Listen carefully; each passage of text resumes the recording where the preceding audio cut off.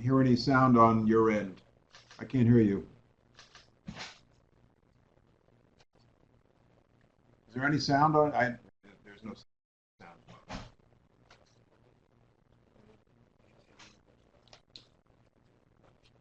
Hold on. Can you try talking again, please?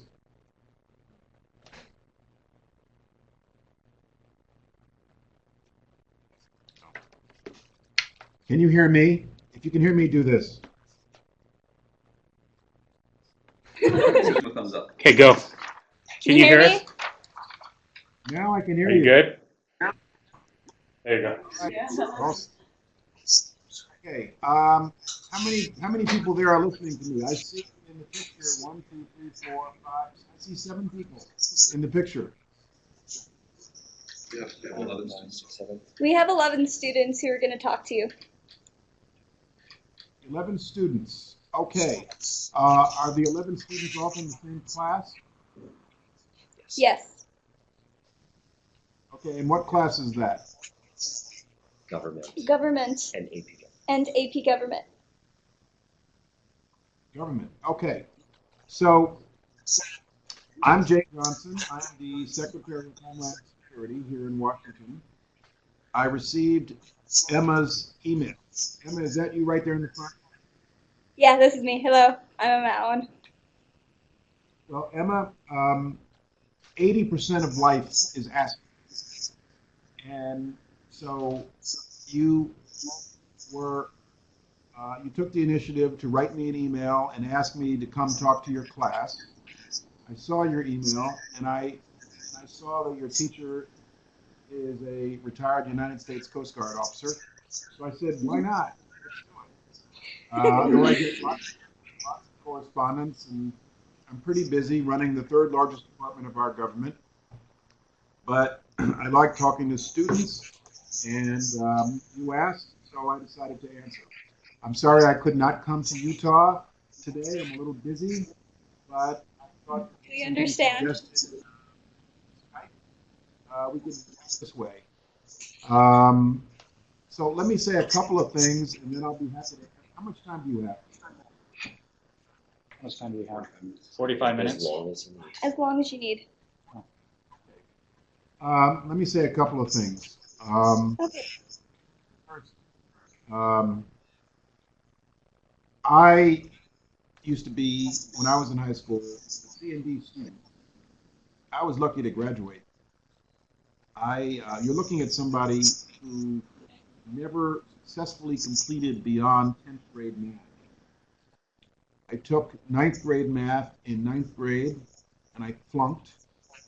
I took 9th grade math again in 10th grade, and I passed. Then I took 10th grade math in 11th grade, and I passed. Then I took 11th grade math in 12th grade, and I flunked. So I never got successfully beyond 10th grade math.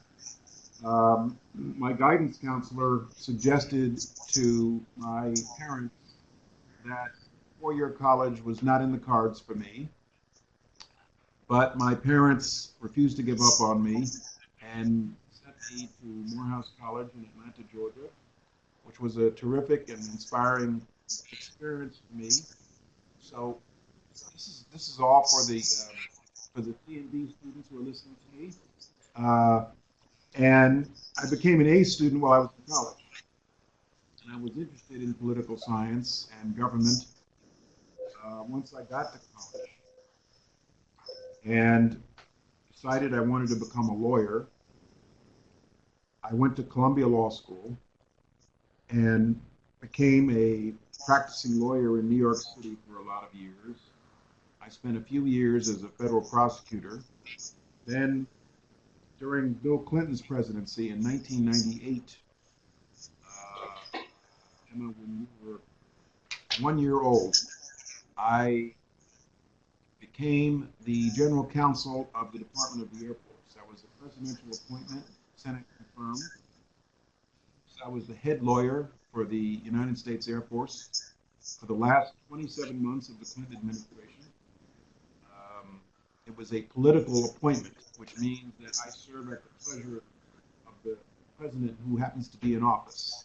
And so I did that for Bill Clinton the last 27 months of his administration. I went back to my private law practice in New York City for 8 years. And then in 2006, 6 years into it, I met Barack Obama. And we became friends. And he recruited me to support his presidential campaign in November 2006 before he had announced, and I agreed and ran. I was very involved in his presidential campaign. He was elected. He asked me to serve on his transition team, and I did, and then he asked me to serve in his administration as the general counsel for the Department of Defense. And that job is probably the largest lawyer's job in the world, because the Department of Defense is the largest government agency in the world. So I ran a legal operation of 11,000 lawyers in the Department of Defense, very big. I did that for the first 4 years of the Clinton administration, and that encompassed a lot of different things. Law of war, targeted lethal force, the repeal of Don't Ask, Don't Tell, which prohibited gays from serving in the military, Guantanamo Bay issues with detainees, environmental issues, acquisition issues, international legal issues, and a whole host of things there. I did that for 4 years. It's a very big job. Like the job I'm in now, I get up at 5:15. I'm at work by 6:30 and do about 10 or 11 meetings a day. And at the end of that, I was exhausted. I left the administration. I went back to my private law practice, which is a corporate practice.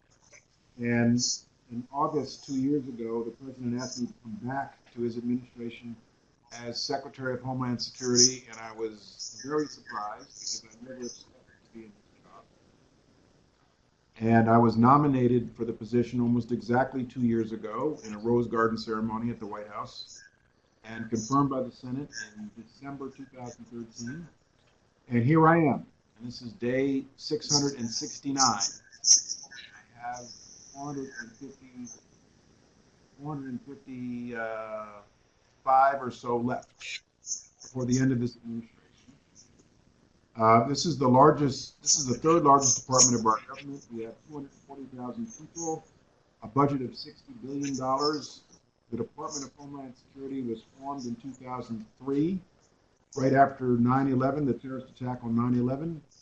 And we have 22 components. It was a large realignment and consolidation of our government.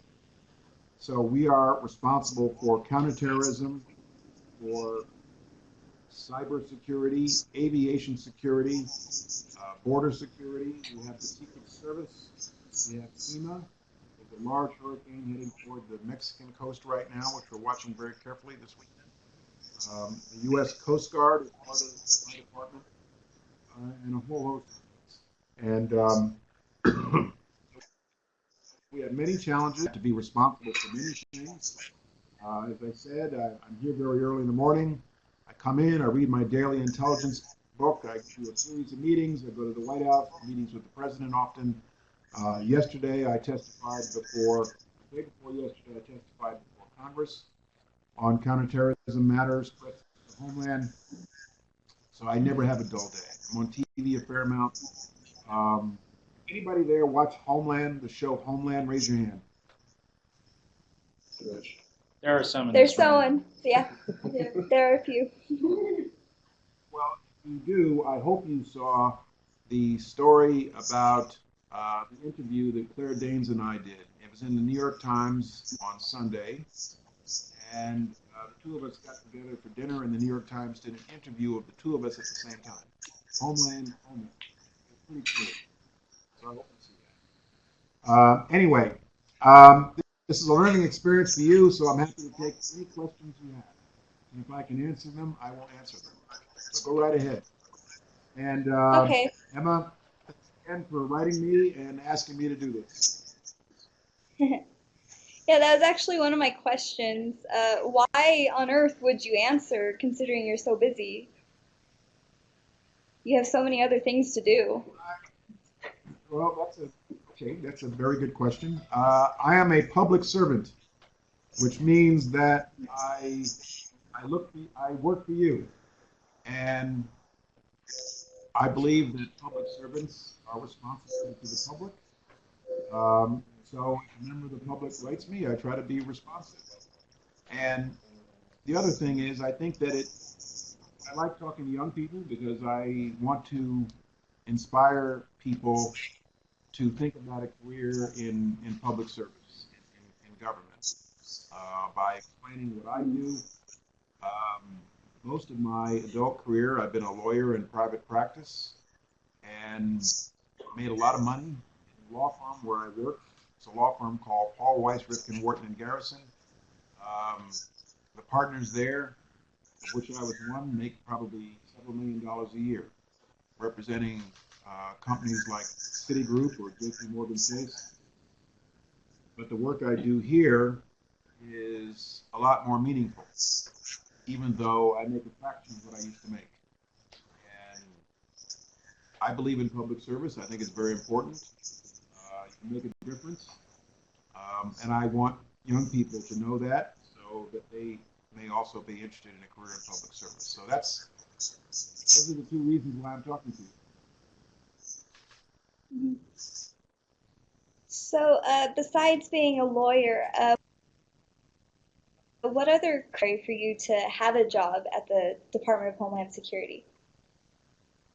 I had prior political appointments in national security as the top lawyer for the Air Force and as the top lawyer for the whole Department of Defense. And when you're the lawyer for an agency, you're privy to everything that goes on in the agency because you have to approve a lot of the activities as activities that are legal. And so I became privy to virtually everything that goes on in the Department of Defense, including classified matters, including matters of national security, and became familiar with the Department of Homeland Security sitting across the table from them. So I think that's plus my basic commitment to public service and national service.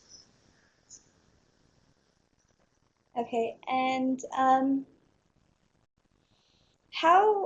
this is more of a personal question. I'm assuming you have a family, so how do they cope with your hectic schedule? Do you have a personal life? Yes, I have a personal life, definitely. My kids now are in college. They're just a few years older than you are. They're 21 and 20. And my son, who is a member of the United States Coast Guard, he's in what's called the C Spy program. He's an active duty officer trainee. It's like an ROTC program, and he's at college in California. And my daughter is a sophomore.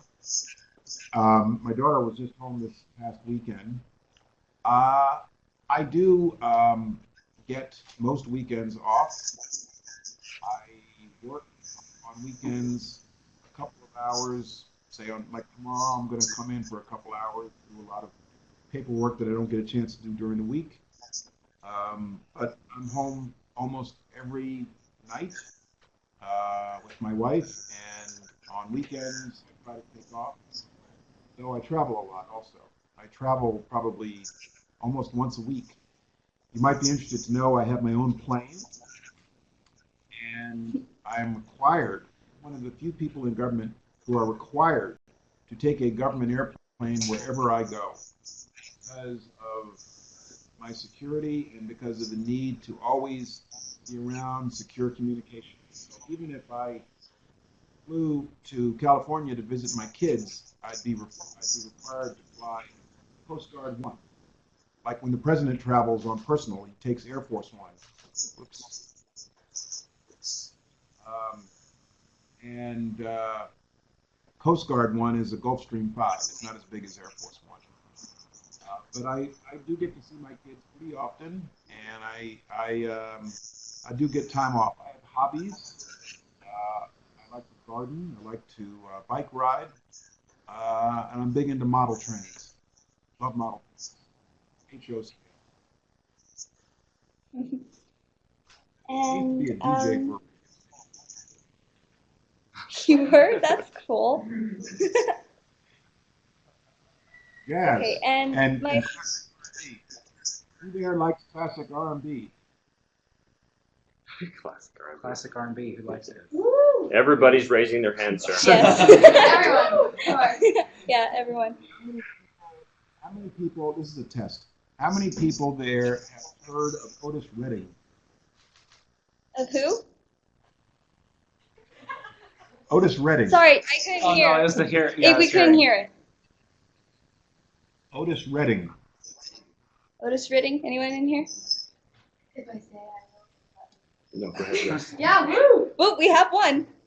All right, how about Cook? Sarah Brooks, is that who you said? Sam Cooke. Sam Cooke. Oh. Yeah. Yeah, we have it. Yep, Yeah, again. I do know that. Oh, good. All right. I'm all right, being good. here. All right. Somebody there knows R&B. I used to DJ like once a year at my local public radio station in New Jersey, where we have our permanent home. That was years ago. I love R&B. I still carry an iPod. You're cool. That's official now. And so my last question, I sort of already asked it, but I want to know what first went through your mind when you got the email. Like, was it, oh my gosh, somebody actually cares about their future? Or was it, oh, that's cool. This is a great learning opportunity for the student? Like, You know, I get once a week, my staff give me a batch of mail addressed to me. And they know I like these kinds of things. And so they show me a sample of what is written to me. And I get a lot of letters from people who are angry about their experience with TSA. I get letters from people who are grateful about their experience with TSA. I get hate mail. And I saw your email and I said, wow, this student is interested in government and the Department of Homeland Security. And I thought, well, you know, we can do this by BTC. It's 45 minutes out of my day and it'll be fun. And an educational experience for the students. So why not? thank you, Secretary. And now I'll let Austin ask his question. So I am Austin Whittle, and I just wanted to know how much autonomy do you feel that you have over the Department of Homeland Security? Like how much of the decisions that go on are up to you versus how much comes from the president are you there to carry out the president's will, or are you there to kind of make it for yourself? Very, very good question. I would say most of the decisions, almost all of the decisions that rise to at least my level, get made by me at my level. Very few decisions are those where the president or the White House tells me what to do. But I am part of this president's administration, and I am responsible for furthering his policies. And so everything I do should be consistent with what I believe his policies are. So that does not require that I check with the White House every single time I want to do something. If it's important enough that I think the White House, the Domestic Policy Council chief, or the director of the National Security Council, or the president, or the chief of staff, if I think it's something that they should know about, I will tell them, and that is a judgment call, and they may weigh in with their own preference. Most of the decisions I make around here are mine. But it's a delicate balance of knowing when to consult them, when not to consult them. Sometimes they don't want to be bothered with this kind of thing, and they'd rather not give me an explicit direction. And similar with how I work with my components. So Within the Department of Homeland Security, you've got the Coast Guard, you've got Immigration's Customs Enforcement, you've got FEMA, you've got TSA, you've got Customs and Border Protection, and we have citizens, Federal Law Enforcement Training Center, and they all have a director or an administrator. And sometimes, as recently as this morning, I have to basically tell them, this is what I want you to do. This is my direction. Most of the time, they know the direction that I want them to go in, and they don't need me to, moment by moment, day by day, tell them what to do. All right. Well, By the that was way, my question, and I just wanted to say, It might interest you to know that I am last in the presidential line of succession. The presidential line of succession goes president, vice president. What's next? Tell me your name. Austin Whittle. Who's number 3 in the line of succession? Do you know? Number 3 in the line of succession. After Can the I vice president. can I phone a friend? Speaker of the House. All right. Who's number 4?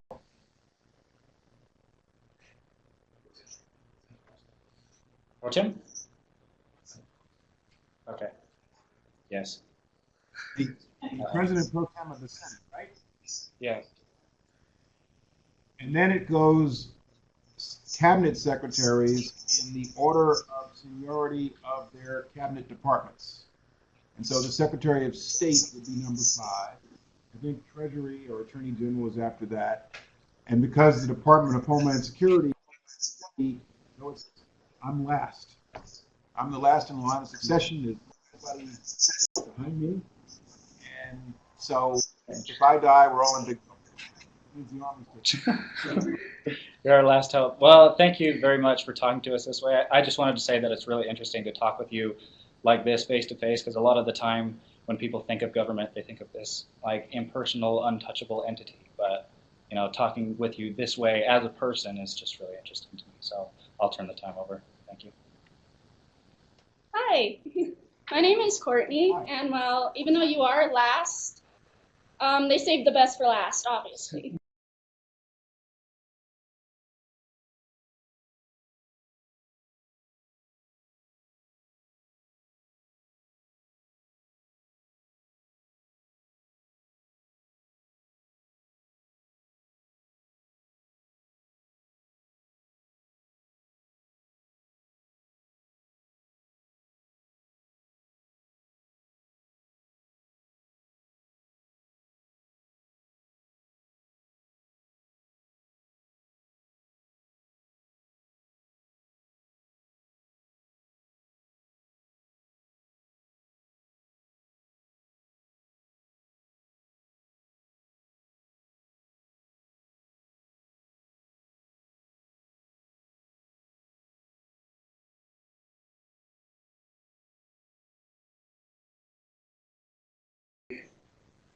And so my question is, are there any steps currently being taken to secure government IT and assure the American people that the government is capable of safeguarding cybersecurity?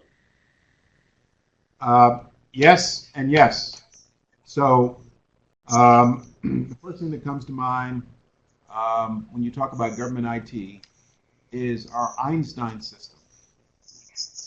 The Department of Homeland Security is responsible for the overall cybersecurity of our federal government, but each individual agency and cabinet head is responsible for their own IT system. I'm responsible for the overall security of it. And we have something called an Einstein system. We have Einstein 1, 2, and 3. Einstein 1 monitors traffic in and out of a system. Einstein 2, which we have in place also, monitors suspicious traffic. Einstein 3, which we're putting in place now, blocks suspicious traffic and prevents exfiltration. So you think of a machine that can read license plates in the toll booth plaza. Then you think of Einstein 2 as the machine that can read the expired license plate and flag it, and then Einstein 3 would prevent the car from leaving the pole. And we have that in place now in about half of the federal civilian.gov world.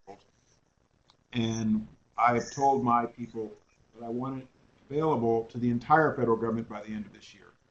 And we're after the breach of the Office of Personnel Management. So they're working very hard to meet that timetable. And the biggest thing we can do is get Congress to pass cybersecurity legislation. And there are pending bills right now in the House and the Senate. The Senate just changed their bill in a way that I can support it. The Senate's going to take up debate on this bill next week, and hopefully it will pass, and it will go to conference, the House bill, and it will become law.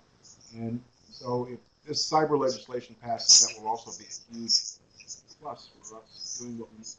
But the most basic thing that everybody can do in government or the private sector to prevent cyber attacks by cyber criminals and by state actors. There are state actors out there that engage in cyber crime, cyber infiltration.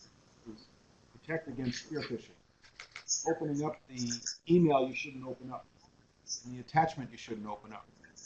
More devastating, sophisticated attacks occur because somebody simply opened an email they should not have opened. So what I'm encouraging us to do in the federal government is educate the workers about the dangers of opening up an email you shouldn't open up. It happens all the time. So we recently ran a drill here in the Department of Homeland Security, TSA in particular, where a whole lot of people get an email that says free Redskins tickets. Open this up, you get a free Redskins ticket. You open up the attachment, it's an image of a ticket, and it says report to this office on Monday to get your Redskins tickets. And so 127 people are going to show up on Monday at TSA headquarters expecting free Redskins tickets, and they're going to get elected about cybersecurity. Pretty clever. Yes. I agree. Thank you again, because it is my dream, like, when I get out of high school to join the military, especially the Air Force. And so I'll turn the time over to Courtney. What? Yeah. Thank you, Secretary Johnson, for being here today. And my question is, what can we as American citizens do to help with security? Have you ever heard of if you see something, say something? Yeah. Slogan. It's actually put out by my department. And every place I go, I ask for public vigilance and public awareness. And that does not mean profiling or profiling people that look suspicious to you. I'll give you an example. In our home in New Jersey, we have a neighbor who every once in a while she will see somebody suspicious on the street in front of our house, and she will email my wife, there's a suspicious looking person in front of your house. He looks kind of Muslim. He's Muslim looking. And I have Secret Service protection, so they know every time. All my neighbors know whenever I'm home in New Jersey. So this summer, our neighbor emailed us again. Say there are two guys on bikes riding up and down your street, and they're kind of Muslim looking. You might want to let the Secret Service know. And my wife responded, "Thank you very much. That's my son and his best friend. Oh, don't worry about it." So a little embarrassing, but that's not what I'm talking about when I say something. I mean a suspicious package or somebody engaging in suspicious behavior, not based on their skin color, their beard, how they look. Those are cultural and racial differences that we all have to see. So public awareness, public vigilance, and the reason for that is how global terrorist threat is evolving. It's more complex, and it involves more homegrown actors. like the attack on the recruiting center in Chattanooga, Tennessee this July, or the attempted attack in Garland City, Texas, or the attack on the Charlie Hebdo headquarters in Paris in January, involves less of the exported terrorists from overseas, like the 9/11 attack, more of the homegrown type who is inspired by something they see on social media. And that kind of person could strike at any moment from any place. So before July, we had no reason to suspect that there would be a terrorist attack in Chattanooga, Tennessee. This went dark. Oh, oops. Hold on. Can you still see me? Yes. Okay, hold on. I went dark here. Hold on. So that's why I believe public vigilance and public awareness is important for that reason. Okay, go ahead. I can't see you anymore. We're getting you. Oh, there you are. Okay. Tell me your name. Courtney Olson. Courtney, what grade are you? I'm a senior, yeah. What are you going to do after you graduate high school? What? What are you going to do Sorry, after you couldn't- graduate high school? I haven't decided yet. If that's a bad all right. thing. Okay. All right. Well, thanks. Is this Thank is this class or does everybody have to take it? Everyone, wait, did you ask if everyone had to take it? No. The class you're in, does everyone who have to take this class, or is it an elective? It's required for graduation, Sorry. but for the AP, it's not required. Thank you for answering my question. Hello, Mr. Secretary. My name is Logan, and I'm actually substituting for Christian today. And we collaborated on a question, and what we came up with is, how is the Patriot Act regulated and corresponds to the Fourth Amendment? Good question. Basically by a lot of lawyers, and so there's the Constitution, there are laws, and then there are implementation of the laws. And so what lawyers do, and I know something about this because I used to be the top lawyer for the Department of Defense. What lawyers do is ensure compliance with regulations, laws, and the Constitution, all three, and international law too. So every government policy or activity or action should be submitted for a legal review of some type to ensure its legality. And that ranges from surveillance to a drone strike. And so there are legal interpretations of the Patriot Act that have to be in compliance with the Constitution, but then there are also, you have to also ensure that what you're doing is in compliance with the law, the statute, which is the Patriot Act. And so that's one of the reasons why there are 11,000 lawyers in the Department of Defense. I think we have about 2,000 or 3,000 in this department alone. All right, thank you. That was my question. Thank you for your time, Mr. Secretary. Hello, Mr. Secretary. My name's Braden, Braden Butters. I like your tie and your Thanks. flag pin. Yeah, I nothing. should Looks nice. send you one of my own Secret Service flag pins. Sorry, say that again? I should send you one of my own Secret Service flag pins. This one right here. That'd be awesome. Looks really nice. Okay, so my question is today, Mr. Secretary, current problem that is growing in frequency is human trafficking. So your department, the Department of Homeland Security, along with other organizations in the federal government, are given the task to deal with human trafficking. Could you please describe how your department, first off, works against that or works against human trafficking, and also how you guys collaborate with and work with other departments and agencies to combat human trafficking. Well, a couple of different things. We have our Border Patrol. We have Homeland Security investigations. We have our collaboration with the FBI, DEA, other law enforcement agencies. Customs and Border Protection is the largest federal law enforcement agency. It's bigger than the FBI, and that's part of DHS. And in terms of crossings on the border, it's Immigration and Customs Enforcement and Customs Border Protection. And a little known fact is that apprehensions on our southern border have gone way down from where they used to be. And almost all those people, so the problem is not nearly as bad as it used to be, but almost all those people are trafficked.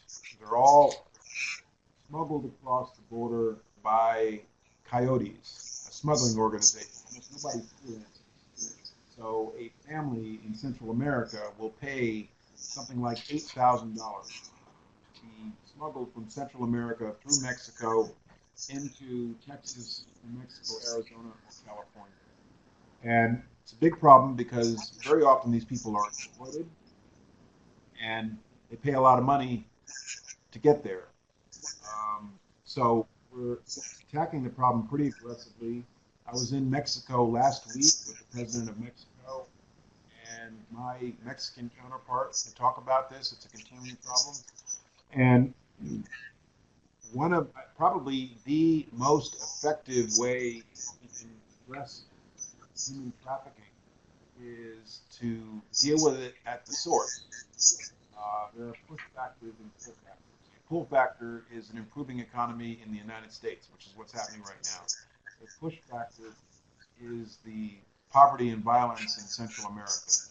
There's a lot of stuff in the news about the refugee problem in Europe coming from Syria.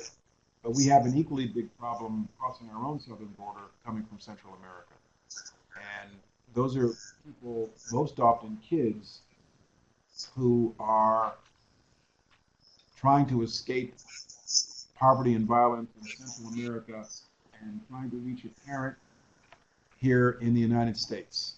I have personally met on the Texas-Mexico border a young girl, 7 years old, who was trafficked, smuggled up here from, I think, Honduras or Guatemala, trying to reach her mother. 7 years old. She, on her own, did that. It's pretty amazing, but it tells you how dire the situation is in Central America. It truly is. Thank you, Mr. Secretary. I'll turn the time over to Megan. Thanks for your time. Hi, Secretary Johnson. My name is Megan Thompson. And earlier you shared a little bit about your high school experience and different careers you've been in. And I was wondering if you had any advice for us as high school students who are aspiring to become greater and how we can be successful and influence others. Well, my first piece of advice is don't be a late bloomer, like I was. Catch it the rest. Grades are everything. The SAT is everything.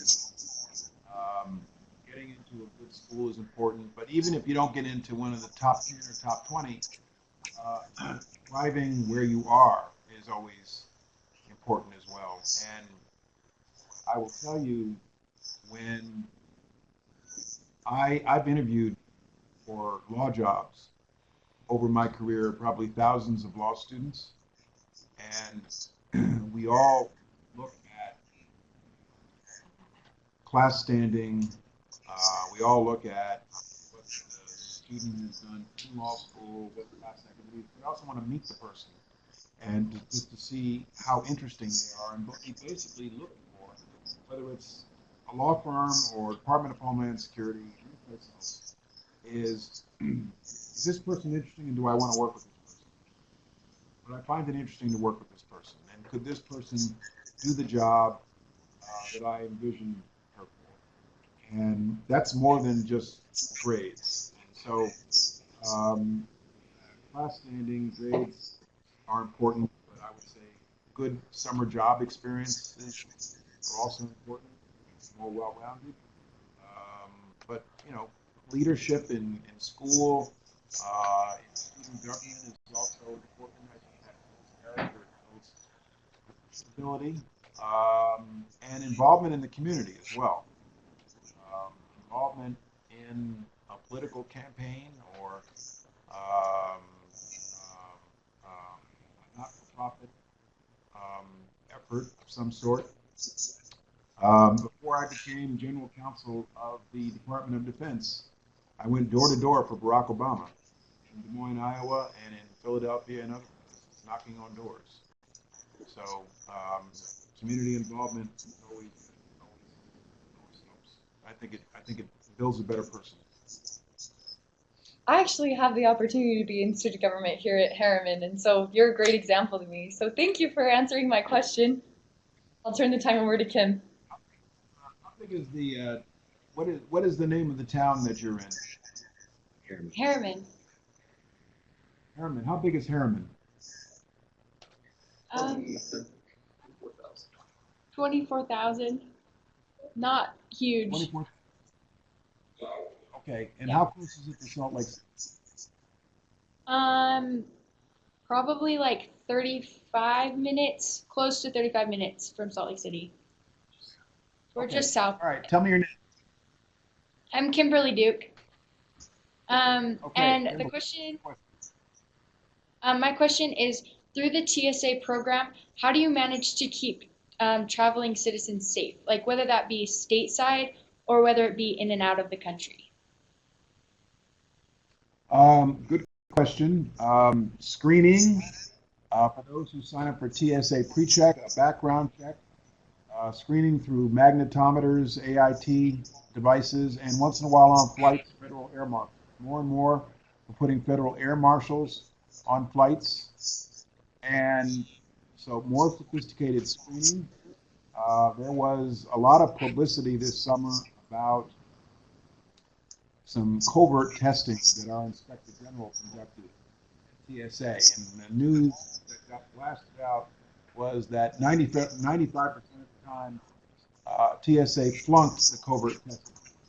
Not a very good test score. And so I had to replace the TSA administrator with a new person and directed a bunch of things to improve those test results, which I believe we have.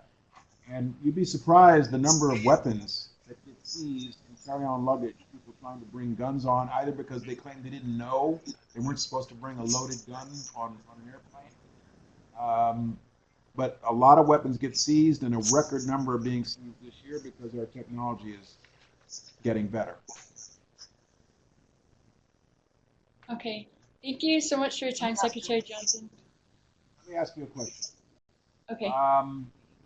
There is a program not well known that permits licensed pilots to carry firearms with them in the cockpit if they want to, for reasons of aviation security. So how would you feel about that? Would you feel safer if the pilot has a gun?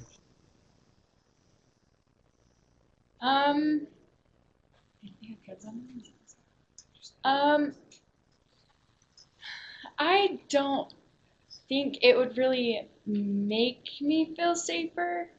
Like, in a way, maybe, but not really. I've never traveled on a plane, but if I was to, I don't really know. Maybe, okay, yeah. It would make me feel more safe just knowing that there's something like protecting me, but at the same time, I don't think it really make much of a difference to me. That's my personal opinion. Kimberly, are you a senior? Yeah. Well, where's your teacher? Your teacher there in the room? Yeah. Tell your teacher he should organize a class trip this spring to Washington, a field trip. Yes, sir. We will do so. Yeah. So Kimberly gets a plane ride. Yes. Sir, do you think we Shirley, can count on you to so we can come visit you? Of course, absolutely. Yeah. Perfect. Thank you so much, sir. Now, will this particular class still be in existence in the spring? This particular group of students? Yes, it will. Yes. Why don't you got to organize a field trip like everybody else does in the spring in Washington? Yes, sir. We're getting administration on it right now.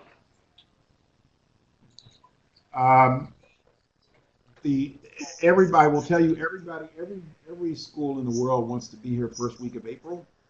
I would recommend probably earlier than that, maybe March. Everybody wants to be here for the cherry blossoms in early April. Yes, sir. March is a beautiful time in D.C.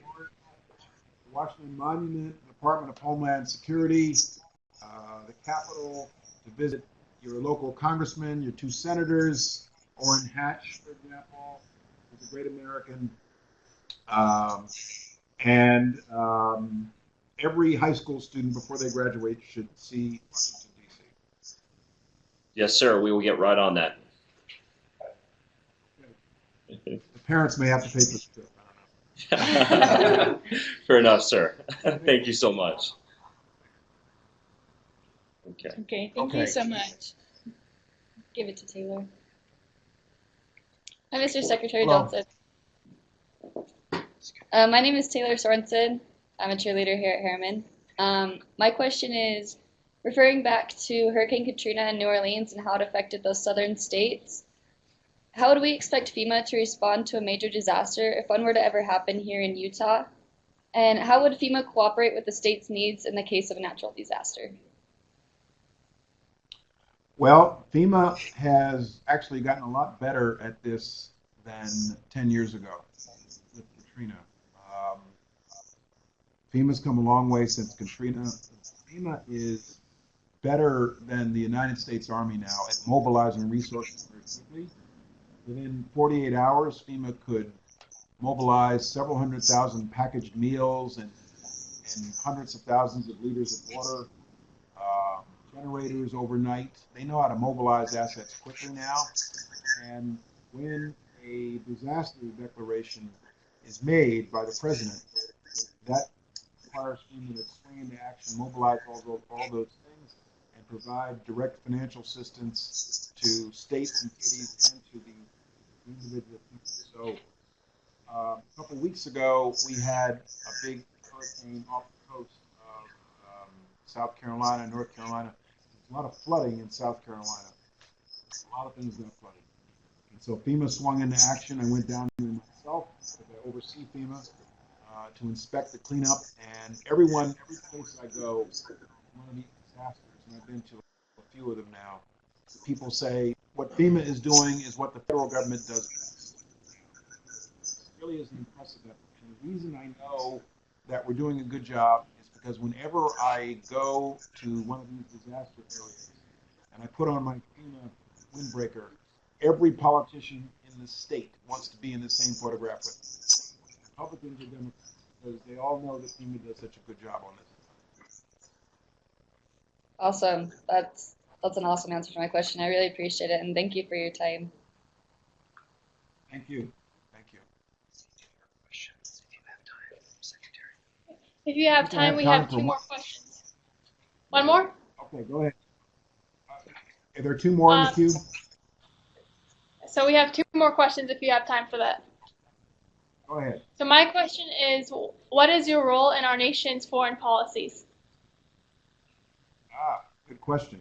I am a member of the National Security Council with the President, the Vice President, the Secretary of State, Secretary of Defense, Attorney General, Secretary of Treasury, and the Director of National Intelligence. So that means I attend NSC meetings on a whole range of national security issues, from ISIL in Syria and Iraq to China to cybersecurity, to Afghanistan, everything. I attend those regularly. Additionally, little known fact, I am probably the principal representative of our government when it comes to Canada and Mexico because they are border countries. So I'm considered, in the eyes of the Mexicans, I'm considered our Secretary of State because I deal with them far more often than John Kerry does. So I've been in 22 months to Mexico City 4 times. Each time I go, I meet with their Secretary of State and their President.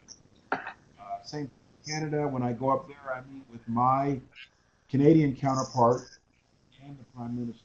And they're both switching over now because of the recent elections.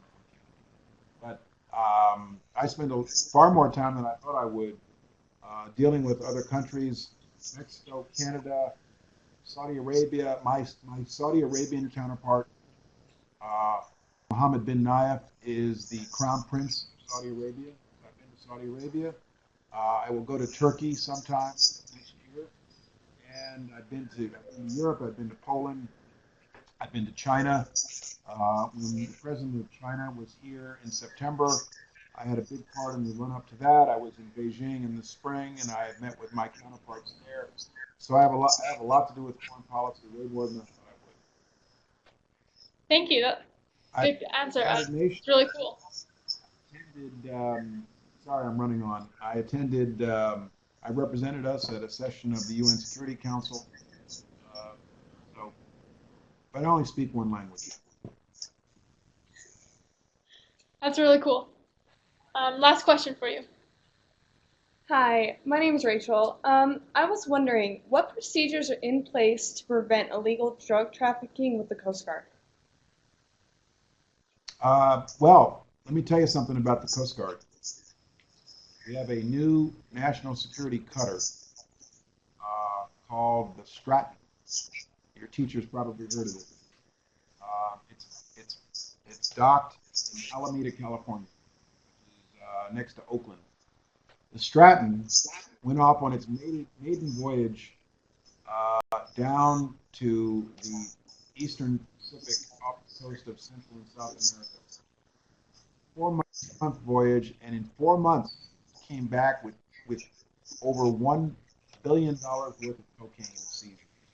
$1 billion of cocaine, including 2 submarines that the cartels had built to transport cocaine on the high seas.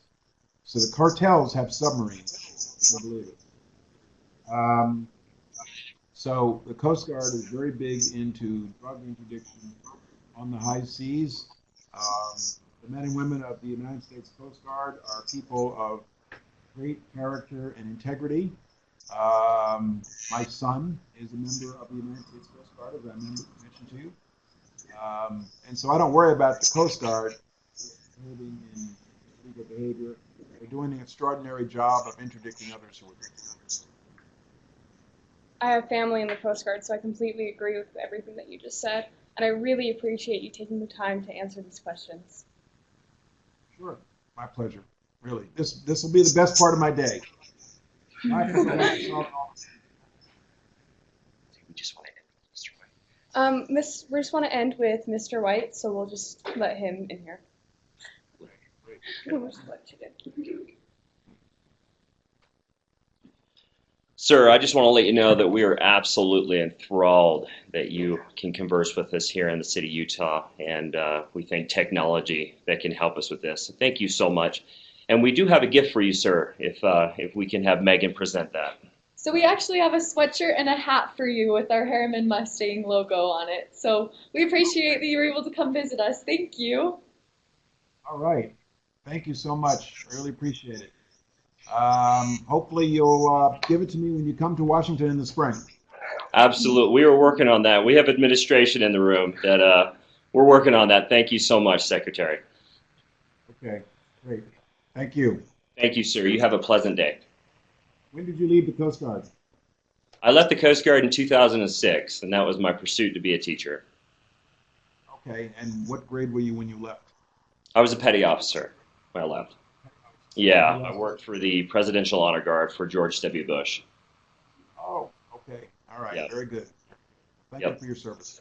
Thank you so much, Mr. Secretary. Okay, great. Take care.